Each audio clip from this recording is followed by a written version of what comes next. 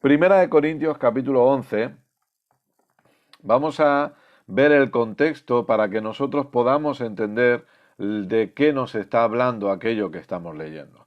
Primera de Corintios capítulo 11, vamos a leer primero del 27 al 30. Repito, Primera de Corintios capítulo 11, versos del 27 al 30. Después vamos a ir haciendo algunos viajes. No quiero decir que me dé tiempo hoy del todo, pero vamos a ir hacia adelante, hacia atrás, volvemos otra vez hacia adelante. Dice así: de manera que cualquiera que comiere este pan o bebiere esta copa del Señor indignamente, creo que eso nos suena a todos, pero vamos a explicar qué significa comer indignamente, será culpado del cuerpo y de la sangre del Señor. Por tanto, pruébese cada uno a sí mismo y coma así del pan y beba de la copa. Porque el que come y bebe indignamente, sin discernir el cuerpo del Señor, juicio come y bebe para sí. Por lo cual hay muchos enfermos y debilitados entre vosotros y muchos duermen. Ahora, Pablo aquí está hablándonos acerca de comer indignamente o de participar indignamente de la cena del Señor. Ahora, después de saber quién habla, está hablando el apóstol Pablo, de saber a quién le está hablando a la iglesia en Corinto.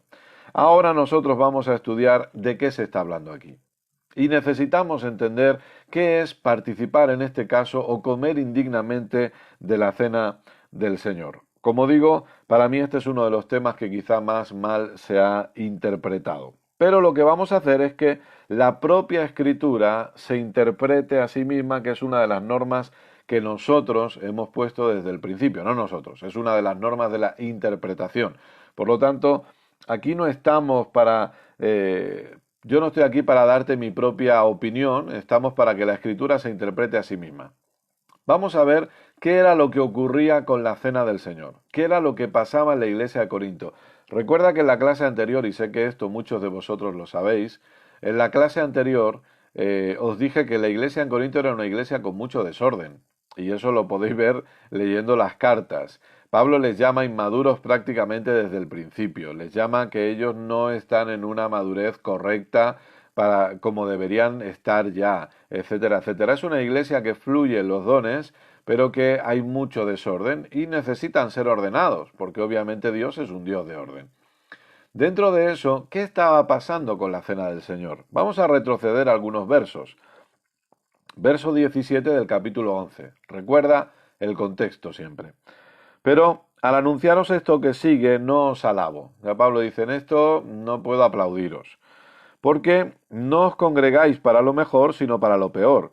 Pues en primer lugar, cuando os reunís como iglesia, oigo que hay entre vosotros divisiones, y en parte lo creo. Porque fíjate que te dije en la lección anterior que las cartas son una respuesta a problemas que se estaban presentando en las iglesias, y en este caso el autor, Pablo, tiene que escribir para intentar solucionar esos problemas. Aquí Pablo dice claramente, corrobora lo que te estaba explicando en las clases anteriores. Dice, oigo que hay entre vosotros divisiones. O sea, os estoy escribiendo porque yo he oído esto. Porque es preciso que entre vosotros haya disensiones para que se hagan manifiestos entre vosotros los que son aprobados. Cuando pues os reunís vosotros, esto no es comer la cena del Señor.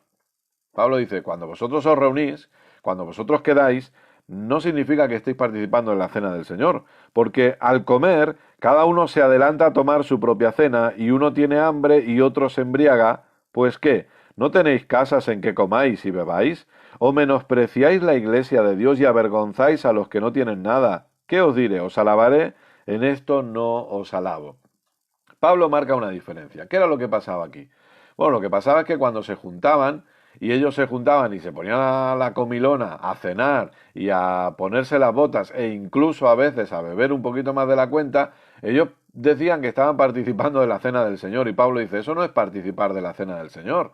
Es decir, nosotros, cuando hablo de nosotros me refiero a la congregación Gracia y Fe Tarrasa.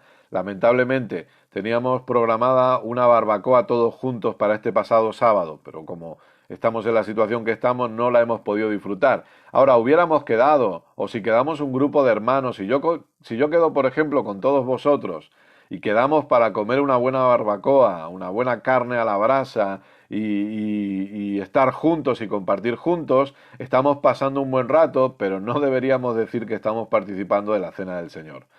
A más, había desorden a la hora de participar de esa especie de cena o de comida entre hermanos, porque unos se adelantaban, unos comían más, unos traían unos manjares y otros lamentablemente no tenían nada que traer, entonces no se consideraba absolutamente nada de eso y se estaba faltando al respeto, primero los unos a los otros y luego a lo que era lo que se había instituido como la cena del Señor. Por lo tanto, entendamos que cuando Pablo habla de desorden, y ahora lo vamos a ver, cuando dice de manera que si alguno comiera este pan o bebiera esta copa del Señor indignamente, ¿qué es lo que siempre se nos ha hablado? ¿Qué es lo que siempre se nos ha predicado? Bueno, se nos ha dicho que comer indignamente es pecado, es estar en pecado o haber cometido pecado.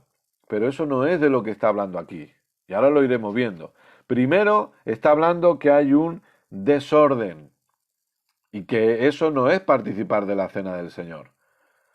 Segundo, si nosotros vamos a interpretar esta escritura y la queremos interpretar bien, nunca jamás deberíamos basarla en el miedo o el temor. Y lo que se ha hecho lamentablemente muchas veces a la hora de hablar de la cena del Señor, volvemos ahora al verso 27, de manera que cualquiera que comiera este pan o bebiera esta copa del Señor indignamente, lo que se nos ha dicho es que, cuidado, no participes de la cena del Señor si hay pecado en tu vida, porque puedes morir, claro. Dice, por tanto, pruébese cada uno a sí mismo, y coma así del pan y beba de la copa. Porque el que come y bebe indignamente sin discernir el cuerpo del Señor, juicio come y bebe para sí. Por lo cual hay muchos enfermos entre vosotros, hay debilitados y muchos duermen. Entonces, claro, al participar de la cena del Señor decían, como haya pecado en tu vida, mal vas. Porque si participas de la cena del Señor teniendo pecado, o bien puedes caer enfermo o puedes caer muerto. Y aquí estoy hablando por experiencia propia, porque a mí me predicaban eso. Por lo tanto, hay gente que no quiere participar de la cena del Señor. Hay gente que decide no participar del pan y decide no participar del vino porque lo que tienen es miedo, porque se les ha enseñado que el pecado o participar de esa cena con pecado va a provocar la muerte.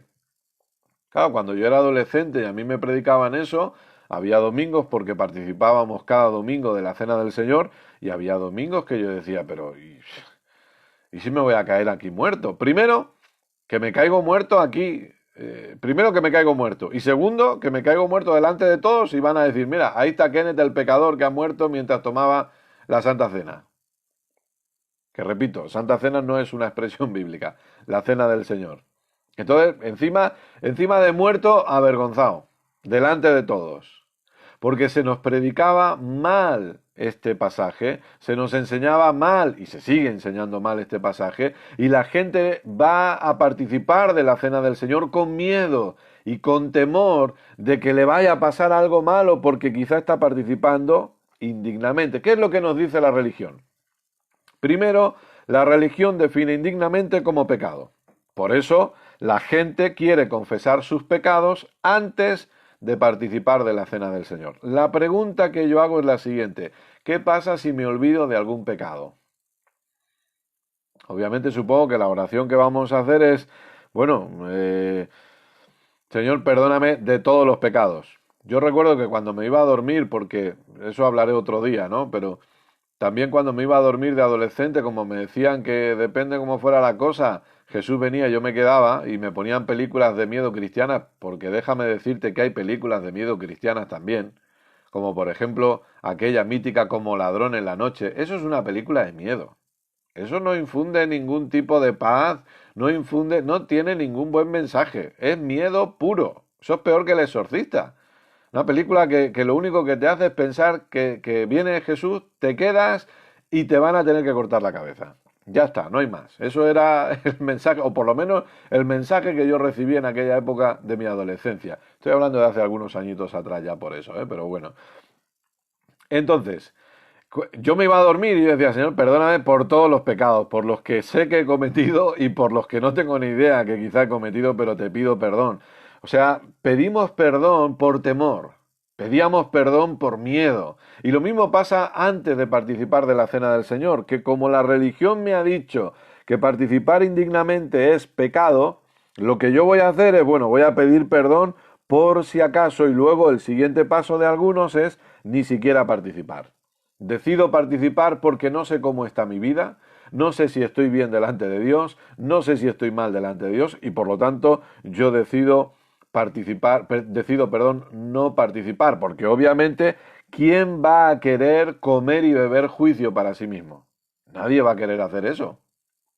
Ahora, la buena noticia no es el tema de hoy, pero en la enseñanza de ayer lo podéis escuchar perfectamente. La buena noticia es que estás bien con Dios y Dios está bien contigo gracias a la obra completa de Jesucristo, porque en la resurrección de nuestro Señor Jesucristo está nuestra justificación. Gloria a Dios por ello. Estamos bien. ¿Sabes qué? Cuando volvamos a congregarnos, aunque puedes hacerlo en tu casa hoy, puedes hacerlo en tu casa con tu familia hoy mismo si quieres, pero cuando volvamos a congregarnos y en tu congregación participen de la cena del Señor, no tengas miedo, participa confiadamente, porque luego veremos lo que es participar del pan y del vino, pero también te digo, puedes hacerlo en tu casa tú, puedes hacerlo con tu familia, no necesitas a un pastor o a un ungido, no, no, no, puedes participar del pan y del vino, porque no quiero adelantarme mucho, pero es recordar la obra completa de nuestro Señor Jesucristo. Entonces, claro, la persona no participa del pan y del vino porque se considera indigno. A lo mejor se ha venido discutiendo con su cónyuge antes de llegar a la reunión y piensan que, pero si me acabo de pelear con mi marido, me acabo de pelear con mi esposa, soy indigno y por eso no voy a tomar la cena del Señor porque quiero seguir viviendo y no quiero caer enfermo.